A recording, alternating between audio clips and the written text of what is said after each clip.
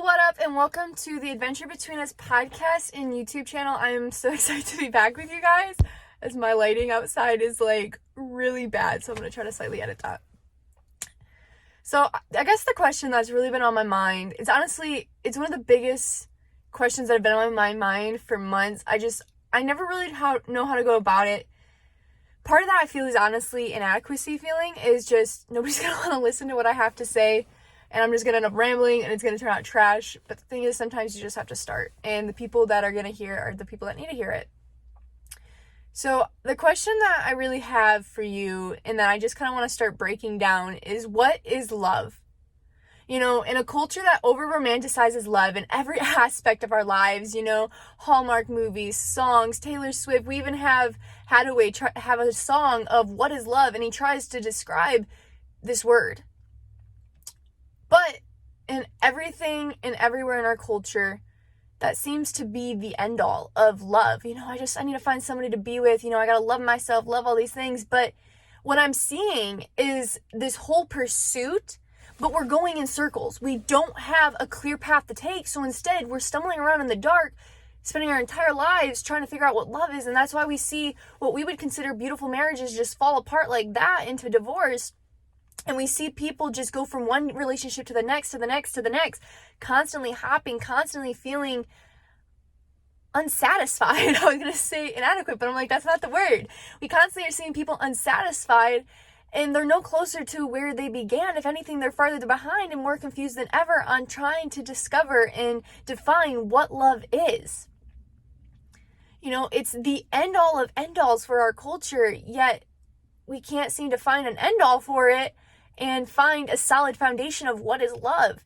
And that's honestly because we're probably looking in all the wrong places, you know, and we have this whole movement going right now of self-love, you know, go love yourself. And there's a whole to-do list of things to do, you know, go take a bath, go meditate, take your vitamins, sleep in, work out, do all these things. And there's like whole to-do lists and blogs on how to love yourself. Yet at the end, you're still feeling unsatisfied and unworthy of love, and you're finding yourself not feeling very loved, just, you know, more things onto your list stressing you out on the other 20 things you have to do during your day.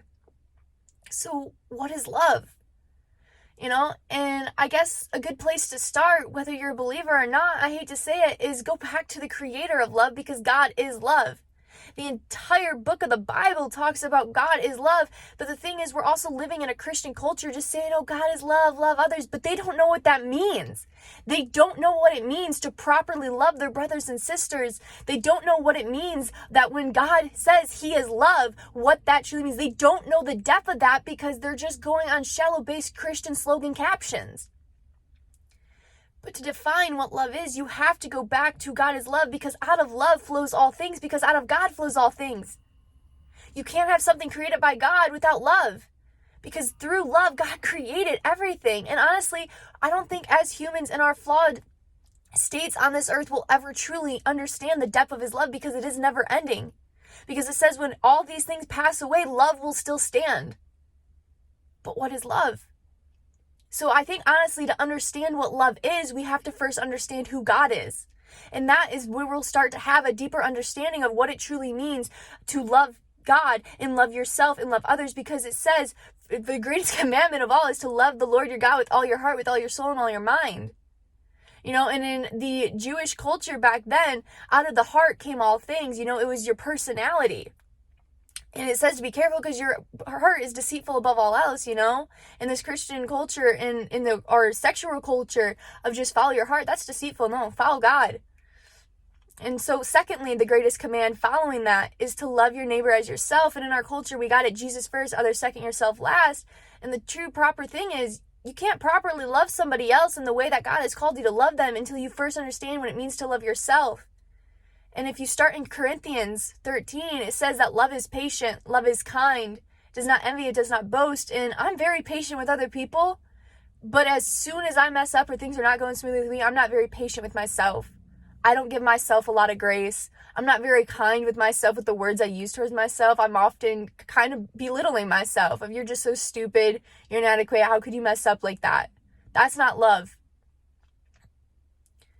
And so that's where we have to start, is breaking down in the Bible what love is, because love is a verb, and a verb is an action, and an action is all that God is and all that he does, you know? And so love is patient because God is patient with us. Love is kind because God is kind with us. Love is truth.